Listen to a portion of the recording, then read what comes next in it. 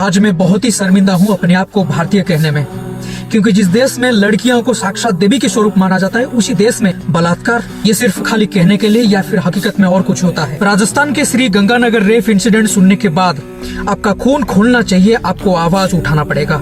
ये दर्दनाक इंसिडेंट एक 13 साल के बच्ची के साथ 32 जन मिलके 5 दिन में अलग अलग होटल में। भारत सरकार से मेरे को जवाब चाहिए। क्या भारत की बेटी अपने घर लौटने से पहले क्या उसका बलात्कार हो जाएगा? भारत की माएं बहुत ही चिंतित रहती है, क्या उनकी बेटी सही सलामत अपने घर पहुंच पाएगी कि नहीं। हर बार एक और बलात्कार, वही दर्द, वही गुस्सा और एक और सवाल, और कुछ दिनों के बाद सब कुछ खामोश। आखिरकार कब तक चलेगा ऐसे? भारत सरकार मेरे को जवाब चाहिए। आखिर कब बदलेगा कानून?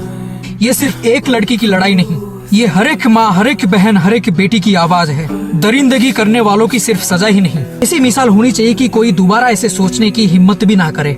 जस्टिस में देरी पीड़िता के दर्द को और गहरा कर देती है। भारतीयों को बस यही चाहिए, नो डिले, फास्ट एक्शन। आखिर कब बदलेगा कानून? 15 साल की लड़की, 10 साल की लड़की, 5 साल की बच्ची, मैं ढिंडोरा पीटता चला गया।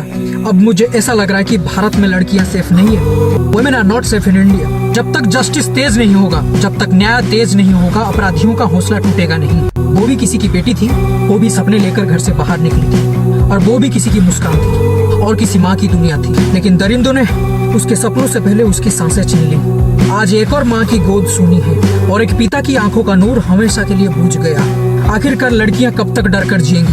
कब तक इंसानियत शर्मसार होती रहेगी? ये चिंगारी कुछ दिनों के बाद इन दरिंदों के खिलाफ हमेशा के लिए बुझ जाएगा। ये आवाज सरकार के खिलाफ कुछ दिनों के बाद बंद हो जाएगा, लेकिन एक माँ का दर्द कभी नहीं बुझता। हमें सिर्फ न्याय नहीं चाहिए। भारत सरकार से मैं इतना ही कहना चाहूंगा, हमें सिर्फ न्याय नहीं चाहिए, हमें ऐसी मिसाल चाहिए कि जो हर एक दरिंदे के दिल में कानून का डर पैदा हो जाए। जय हिंद, जय भारत।